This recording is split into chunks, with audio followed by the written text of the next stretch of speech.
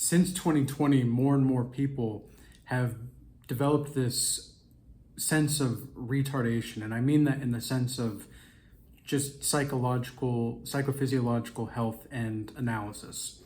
And particularly when it comes to women, since 2020, there's been this proclivity of choosing retarded behaviors that really don't help anybody. And they're being fierce in their independence, and they would rather struggle than cooperate with a man nowadays. And this is, their struggle is something that I do not take heart in necessarily of glee. I am not gleeful in regard to seeing this occur, because I see the whole entire existence as my family. Really, that we're all family in some way, shape, or form. And I see the divinity emanating in them, or at least yearning to emanate. And it's there, it's always there. But sometimes people, they have this disconnect from the soul of existence, from God, so much so that they will simply prefer misery and prefer complaining over actually doing anything about it. They want the mechanics. It's just like a lot of men that I see when it comes to certain things in regard to self-improvement. And I'm not necessarily saying I'm a self-improvement person, but I think a lot of self-improvement is, like Fight Club says, masturbation. But there's something to be said for growth, because you're either growing or you're dying. And sometimes it feels like you're dying in order to grow because that's the old timeline, moving in and trying to suck you back into this timeline loop, which, if the devil wanted anything for you, and I mean this metaphorically, if the devil wanted anything for you, he'd want you to be on a timeline loop, just continuing to go over and over and over again, not even knowing you're on a timeline loop. And that's where a lot of these women are. Now, I am not religious. However, I am ritualistic as the Regal Shamanic alchemist. And what I have seen develop in relationships over the course of the last nearly a decade, but especially over the last few years, it's this desire for the dark side, really, of power. And it's easy, they want the power of all of the capabilities they have to put themselves in a victim narrative structure, but then they want the power of the king narrative structure. And these timelines don't mix well, and women are very good at being able to identify certain things about themselves that they want to change, but they don't want to actually change it. I think women are actually very self-aware and very self-conscious, almost too self-conscious. That's most of the time. And women who will always say, like, I see a lot of this in women who are single in their 30s and 40s. And they're saying how, and you might be asking, well, where do you see this from? Well, a lot of it is from in my community. A lot of it is from the individuals I've had one-on-one sessions with over the last few years, because I've met with at least 650 men by now, one-on-one sessions and godlike mastery offers in the Regal Academy, etc. And then with women, it's been about, maybe a few dozen to 5 or 6 dozen. And what I've seen continually is these women in their 30s and 40s, women who are single in their 20s and are trying to really just make things as they are to the best of her ability. There's still some genuine light available for her.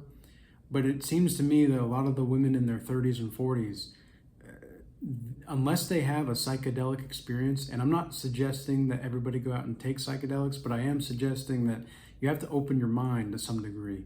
I genuinely think a lot of these women in their 30s and 40s, maybe even 50s, that are single, it would be very beneficial for them to take a psychedelic, because they would see and be forced to confront the truth of their predicament that they've put themselves in. You know, a lot of these women are naturally rebellious by nature nowadays because they're programmed to be independent, you know, and they think that being independent is going to be beneficial for them because, well, who doesn't want to be independent, you know?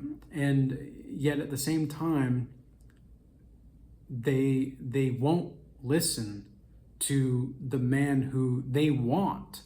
You know, they want to be disagreeable, and they can't help themselves be disagreeable. And it's like they're afraid. It's almost like, it seems like women are afraid that if they are too cooperative, they won't be respected.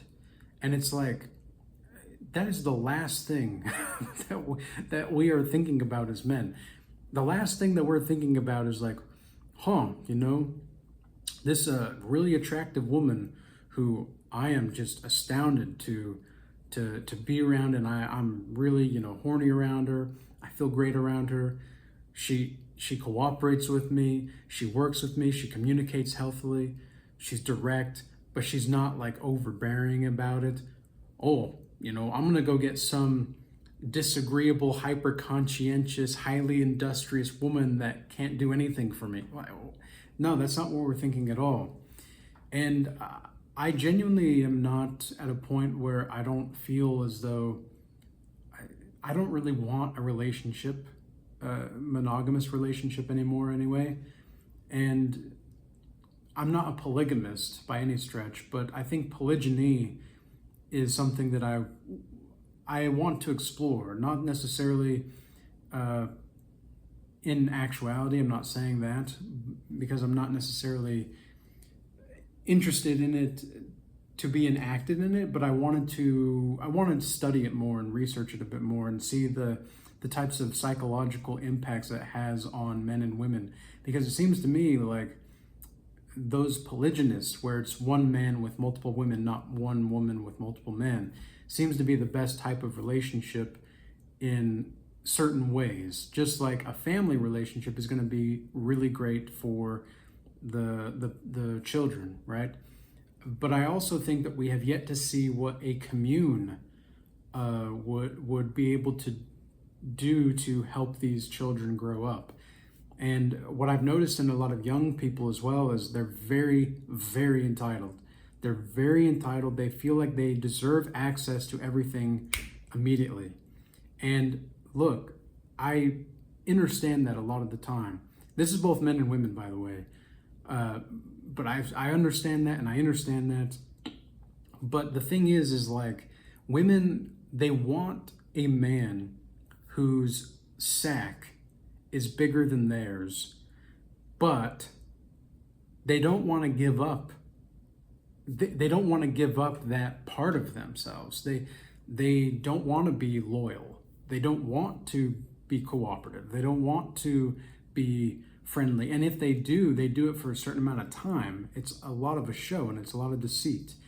I'm genuinely concerned with a lot of the retardation of people nowadays, but particularly women, because it's only going to get worse, and it's only going to become more miserable. And I do not say this to be a doomer. I'm not a doomer. I love life. I'm very excited about just every single day, you know, I wake up and I just feel like I'm doing what I'm meant to be doing.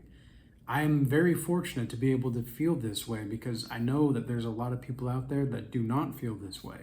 I know that there's a lot of people out there that they don't feel like they have a purpose. They don't feel like they have this. And a lot of this is having to do with my own system of being, my own godlike mastery system. I don't just have this godlike mastery system that I work with individuals with. I also do it for myself. Like, I go through cycles of this because I know that it's a system to get out of systems. And I think that this is what women don't really understand is like the devaluation of men, which has been going on for decades, if not longer. They have this control factor, and they see it as independence. And yet, when a man is doing this, it's like they don't know how to handle it. A lot of women are starstruck by me when I'm speaking to them, and I don't mean this to be a show. I mean this to be.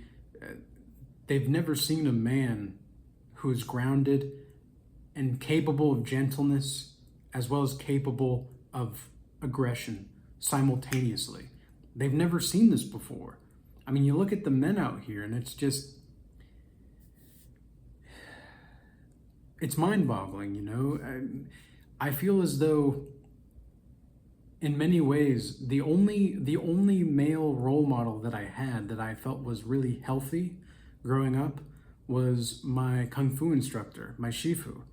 And it was only through, because he was so playful, you know, he was so playful, but he was very serious. I mean, he was intense. I was deathly afraid of him, but I had nothing but love for him too. It was very weird. I was never around a man like that, where I remember when I was sparring with him one time, and like, I don't know, because he had like huge forearms, you know, just like freaking huge forearms. You know those Wing Chun structures? He would have those, and just, you know, that's how he got these, you know, huge forearms, he would say. And I mean, just these huge forearms. And when he put his forearms next to mine, I literally, like when we were starting to spar, I literally felt his energy, like just, I could feel his aura penetrating my aura, and we didn't even start the fight yet, you know, and that was just the kind of presence that he had.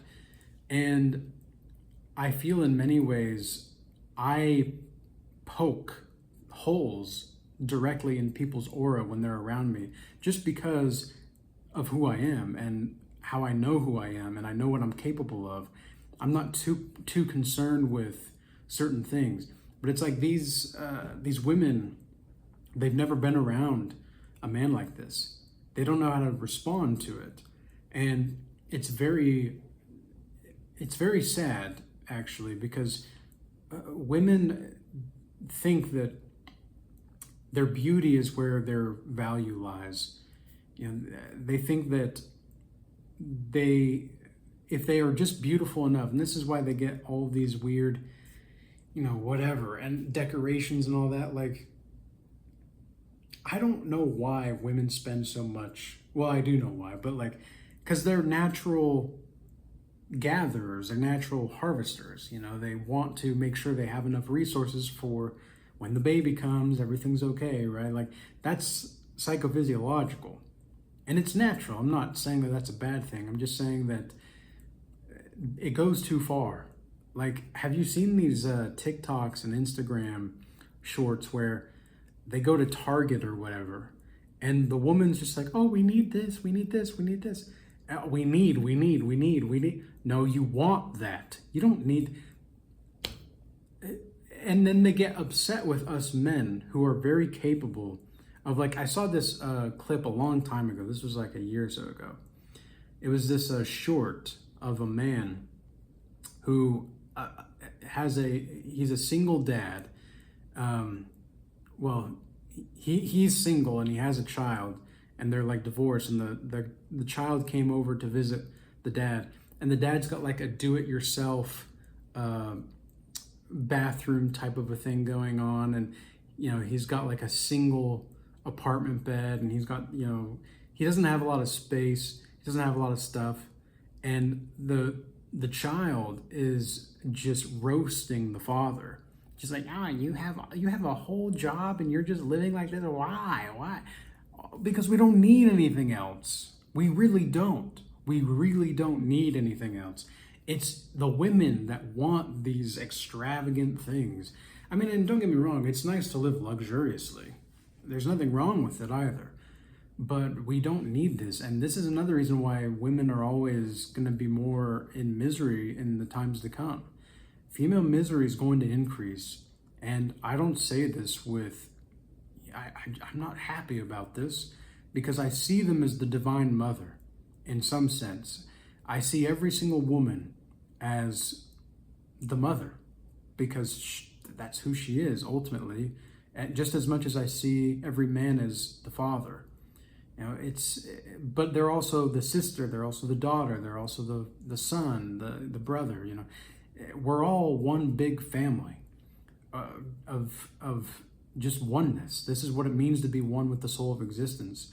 And the spiritual degeneration is going to have a direct impact on the cultural and the economical, as well as the overall educational affairs of everything happening in the spirit of the time. And I don't know, it's not looking like it's going to end anytime soon. And so I'm not looking for a relationship. I still find women attractive, of course, but I'm not looking for a relationship, and I'm not looking for ways in which to please women. They don't get pleased, man. Like most of them anyway. There's a few women out there that are capable of being, you know, just chill, but they're all like 30s and 40s, and you know, they've gone through hell, and it's like we've got to come in and clean. They're just like, oh, I finally, after I've gone through all this stuff and all this trauma, now I want to just relax. And it's like have you seen these? Do I want to talk about this? Like these content creators talking about narcissism, right? These topics about narcissism, these women who said that they were with their narcissistic husband for like 20 years or something like that, right? And now she's like 48 or 50 years old, and she's like, oh, I'm in the happiest relationship of my life and all this stuff. And she posts a picture of the guy, and the guy is a cuck. He's clearly a cuck. He's clearly a weak motherfucker, man. Like it just hurts my eyes. It hurts my eyes, and I'm just like, we're all gonna pretend like you're happy now, because you look through the comments of these things, and everybody's like, oh, you guys look so happy, and I'm like, I see the energy I see the physiognomy of these individuals. They're cucks, dude. They're cucks. And I'm not saying all 50-year-old men or whatever, however many-year-old men that are single are cucks. What I'm saying is like, you have to go through, or you just have to be tolerant, which I don't like being tolerant of things. I think being tolerant is ugly. To be tolerant of so many things is, it just makes me throw up in my mouth a little bit, just thinking about it. I don't want to be tolerant. Screw tolerance to like all these things. No, this is how it's going to be, and you can either align with it or you can go somewhere else. And they love that, but they hate it, you know, because I don't know, maybe I'm just an a-hole. Maybe I'm just an a-hole, man. But I just cannot accept how these women behave, and think that as a man who I've had to go through so much myself to get to where I am, I shouldn't even be here. I have enemies to this day, adversaries, whatever you want to call them. I have enemies to this day that would prefer to see me dead in the ground. It's only Monday, and like a king who has to, you know, go through his kingdom. It's only Monday, and it's been a crazy week, like super crazy. It's been great. I love my life. Don't get me wrong. I love it, but at the same time, it is work, and it's not easy to do what I do all the time. A lot of people, they don't understand or understand the true quality of holding space, like, and what that really means. Because in agape love, the best way that I can describe agape love is to hold space. And psychophysiologically, when I'm in godlike mastery sessions or in one-on-one sessions and such, sometimes it's difficult even for myself to really acknowledge the trauma of this individual before me, because a lot of the times, you know, I see myself in these people, and I know that they see me in them, and that can be very challenging. But this is in Modern Man in Search of the Soul by Carl Jung. He says sometimes even the doctor has a hard time taking, you know, swallowing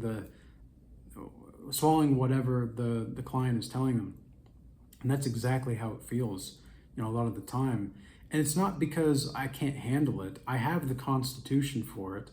It's just that it can be very, it can be a lot, you know, it can be a lot. And so I have to make sure that my spiritual hygiene is above and beyond in all regards, all the time. That's why I do what I do. That's why I meditate so much. That's why I encourage, you know, forms of prayer or any type of way in which you can grow closer to the soul of existence.